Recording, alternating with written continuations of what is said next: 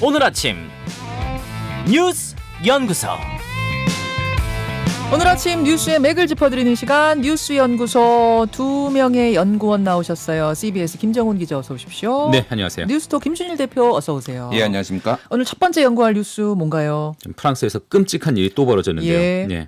프랑스 남부 니스의 노트르담 성당에서 또다시 이슬람 극단주의자의 소행으로 추정되는 그 끔찍한 테러가 일어났습니다. 예. 현지 시간으로 28일 오전 20대 튀니지 출신의 용의자가 성당 안팎에서 흉기를 휘둘렀고요. 3명이 목숨을 잃었습니다. 이 중 1명은 거의 참수를 당하는 그런 정도였다고 해요.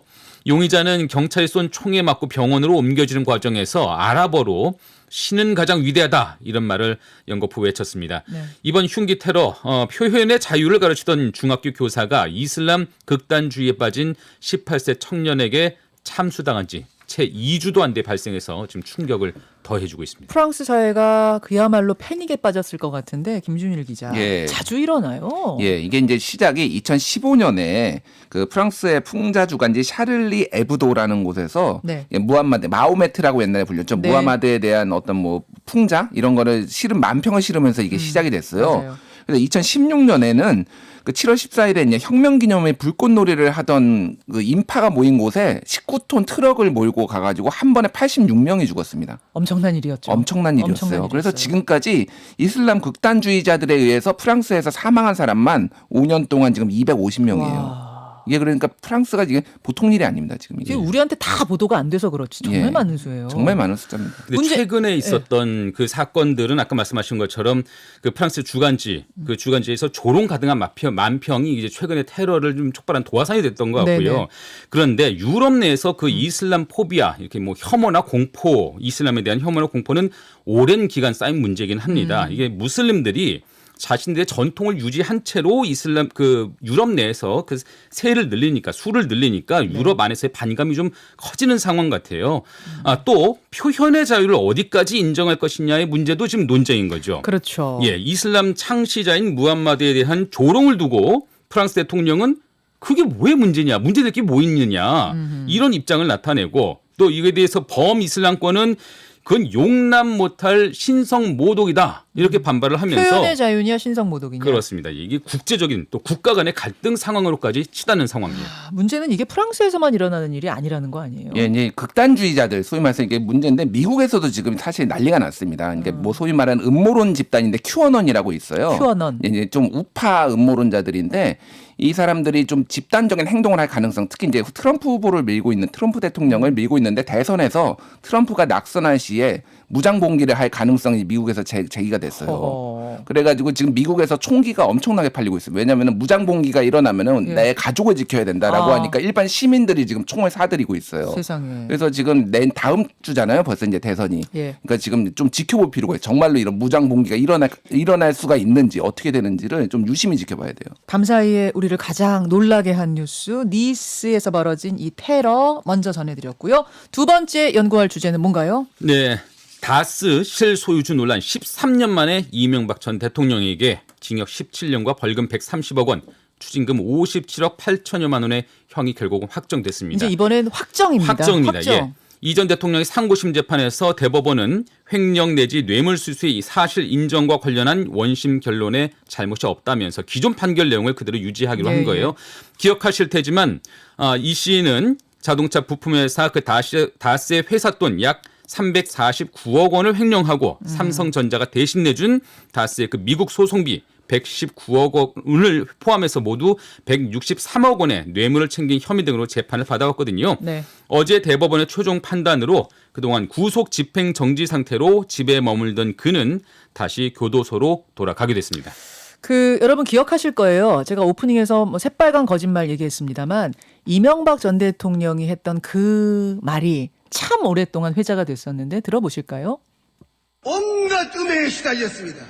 여러분 이거 다 거짓말하는 걸 아시죠? 뭐 도곡당이 어떠다고요? BBK가 어떠가요? 새빨간 거짓말입니다, 여러분. 이게 지금 경선에서 한 얘기죠. 예, 2007년 한나라당 경선이었는데 사실상 그게 경선이 대선이다라고 할 정도로 굉장히 중요한 때였는데 이명박 대 박근혜. 이명박 대 박근혜. 근데 지금 돌이켜 보면은 이 두 분이 서로 폭로전을 했는데 다 맞아 떨어졌어요. 이명박 후보는 당시에 비선 실세 최순실이 있다, 국정농단 가능성이 있다 이렇게 폭로를 했는데 그게 사실이 됐고요. 거기서 그렇게 얘기했던 거예요? 그리고 처음 그 박근혜 후보는 당시에 다스는 누구 겁니까? 이거를 처음에 외쳤던 사람이 박근혜 후보였어요. 후보예요. 맞아요. 그래서 정말로 대단했던 사람들이었다. 저는 그때 기억이 나는 게 이제 박근혜 후보가 지지자들을 향해서 다스는 누구 겁니까? 이러면 지지자들이 이명박, 이명박 이랬던 기억이 나요. 맞습니다. 예. 아, 그게 참 대단한 경선이었네요. 이제 그렇습니다. 보니까. 어쨌든 한국 대통령 잔혹사라고 해야 될까요? 또 이렇게 한 명의 대통령이 감옥으로 가네요. 예. 그래서 지금 감옥에 간 대통령만 4명입니다. 전두환, 노태우, 이명박, 박근혜 4명이고요. 특히 이제 이게 대부분 보수 진영에서 좀 나왔다라는 거예요. 그래서 국민의힘이 사실은 이 짙은 그림자가 있는 거죠. 롤 모델로 삼을 만한 뭐 지도자가 없는 거예요. 그러니까 아직도 이 어두운 그림자 그쪽에서 헤어나오지 못하고 있다. 이렇게 좀 평가를 할 수가 있겠습니다. 사실은 비극인 거죠. 비극이죠. 대한민국 사회의 비극인 거죠. 김준일 기자, 김정훈 기자. 네네. 혐의들 어떤 것을 받은 건지 좀 정리해 주세요. 예. 뭐 2007년 아까 말씀하신 것처럼 한나라당 대선 후보 과정에서 다스는 누구 것입니까? 이 논쟁이 있었고요. 네. 처음 의혹이 불거진 이후 13년이 흘러서 지금 법의 심판을 받은 것이죠. 2006년 2007년 그 검찰 특수수사에서 무혐의를 받았었는데 대선 직후 꾸려진 정호영 특검에서도 꼬리곰탕 먹으면서 2시간만 대면 조사하고 이명박 씨에 대해서 결국 무혐의 결정이 내려졌습니다. 다스에서 120억 원 그 횡령을 발견했음에도 결국 사건을 덮었던 것인데 이것이 아마 검찰개혁의 목소리, 그 시발점이 됐던 게 아닌가 싶고요. 이제 모든 것들이 마침표를 찍힌 것이죠. 지금 이명박 전 대통령이 나이가 어떻게 되죠? 41년생이니까요. 41년생이면은 어떻게 되는 거야? 80인가요? 거의 그 정도 되네요. 예. 그래서 벌써부터 그래서 사면 얘기가 나와요. 지금 감옥 가기도 전부터 사면 얘기가 나와요. 그렇죠. 지금 17년인데 1년 정도 형을 살았기 때문에 앞으로 16년을 더 살아야 되고 형을 마치면 96세거든요.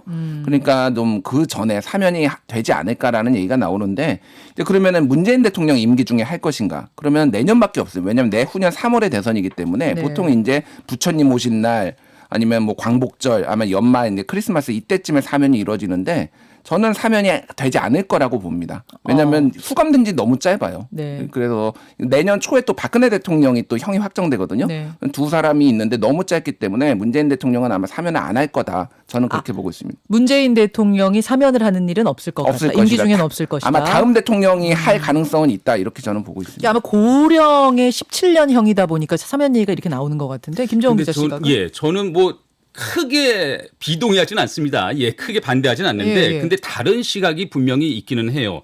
지금 이명박, 박근혜 그 두 사람에게 중형이 이미 떨어졌거나 중형이 떨어질 것으로 충분히 예상이 되거든요. 이게 사실상의 종신형에 가까워요. 그렇죠. 근데 하지만 이들이 결국에는 숨을 거둔 뒤에야 교도소를 나올 것이다. 이렇게 예상하는 사람은 또 거의 없을 거긴 합니다. 어쨌든 전직 대통령이니까. 그렇습니다. 뭐 여러 가지 상황들을 좀 고려하면요. 결국 언젠가는 사면 논의가 좀 일어날 그런 시점이 올 텐데 만약에 이번 현 정권이 적폐청산, 그 1년의 적폐청산 과정들을 성공적으로 마쳤다. 이렇게 자평을 하는 그런 시점이 온다면은 오히려 그때 마침표를 찍는 그런 상징적인 사건처럼 사면을 검토할 수도 있지 않을까. 뭐 대국민 화합 보통 사면할 때 명분은 그런 거잖아요. 그렇죠. 네. 그렇게 될 수도 있다라고 만약에 보세요. 그렇다면 그게 내년이 될 것 같고요. 대선 전이 될 그런 것이다. 가능성이 없지 않다. 이건 뭐 두 분 연구원들의 개인 의견인 거니까 알겠습니다. 여기까지 이 뉴스 정리해보고 세 번째 연구할 뉴스 뭔가요? 네, 오늘 MBN이 운명의 날을 맞습니다. MBN 방송국. 네, 종합편성 채널 그 승인 과정에서 자본금을 편법으로 충당한 사실이 적발됐죠. 네. 방송통신위원회가 행정 처분을 내리는 겁니다. MBN은 지난 2011년 그 출범 말 무렵에 자본금이 모자라서 560억 원을 임직원 명의로 대출받아서 주식을 매입했고요. 네. 이후에는 분식회계를 통해서 허위 사업 보고서를 제출한 것으로 드러났습니다. 그 죄가 무거운데 방통위는 오늘 MBN의 방송 사업자 그 승인 취소를 결정할 수도 있고요. 6개월 이내에 영업 정지를 명할 수도 있습니다. 아예 방송국 문 닫아라 하는 게 이제 승인 취소인 거고 예. 6개월 영업 정지가 내릴 수도 있고 두 가지 가능성. 예, 영업 정지도 뭐 다양한 형태가 있을 수가 있긴 한데요. 김준일 기자. 예. 어제 일단은 MBN 사장이 사임하면서 대국민 사과를 했어요. 예, 장승준 사장인데 이제 장대환 회장의 아들이죠. 근데 이제 형식적이라고 하는 게 매일경제 대표 자리도 겸직하고 있는데 매일경제 대표 자리는 하고 있어요. 그리고 MBN의 대주주가 매일경제입니다. 그러니까 네. 사실상 형식적으로 사퇴만 하지만은 대주주의 권한을 이제 행사하겠다라는 걸로 이제 읽힐 수밖에 없는 거죠. 그래서 지난 10월 12일에 이미 그 청문회를 해가지고 들었는데 승인 취소 얘기까지 나와가지고 정말로 알 수가 없는 상황이고 사실은 지금 이거가 승인 취소될지 여부를 촉각을 가장 곤두세우고 있는 언론사가 한 군데가 있습니다. 어디요? TV조선인데요. 아니 MBN이 지금 문 닫느냐 마느냐인데 왜 TV조선이 촉각을 곤두세워요? 왜냐하면 TV조선이 지금 올 초에 재승인을 받았잖아요. 근데 네. 조건부 재승인이었어요. 그러니까 법정 제재를 6건 이하로 받아야 된다라는 게 너무 이제 오보 막말 이런 그런 거 법정 제재가 많으니까 그거 조건부였는데 올해 지난 10월 26일에 6건째를 채웠습니다, 지금. 그래서 재승인이 취소가 될 수도 있어요. 그러니까 형식적으로는 이제 그러니까 이미 요건은 됐는데 근데 이제 언론계에서 나오는 얘기는 뭐냐면은 다 승인 취소를 하기는 힘들 거다. 만약에 MBN이 취소가 되면은 TV조선은 살아남지 않겠냐 이런 얘기들이 나오는 거예요. 아, 그렇게 연결이 돼요. 정부가 너무 부담을 많이 다 승인 취소를 해버리면은 그러니까 오히려 이제 만약에 MBN이 승인 취소가 되면은 TV조선에서는 살아남고 환호할 가능성이 약간 이 내부에서는 이제 이런 얘기들이 지금 나오고 있습니다. 그렇게 또 엇갈린 운명이군요. 예, 예. 근데 보통 김정은 기자, 예, 예. 이제 방송국, 신문사 이런 데가 문 닫을 정도의 제재를 받겠어? 어떻게든 살아남지 이제 이런 얘기들을 하거든요. 네. 실제 분위기는 어때요? 뭐 과거에 경인방송 사례가 있긴 했었고요. 실제 사업자 문 취소가 닫았죠. 됐었던 실제 문 사례가 닫았죠. 있었고. 근데 MBN 같은 경우에는 지금 드러난 상황으로 봐서는 자본금이 없는데 차명으로 그러니까 허위로 자본금이 있는 것처럼 해가지고 방송사를 설립했다는 거 네, 아닙니까? 네, 네. 그 이후에 분식회기도 했고.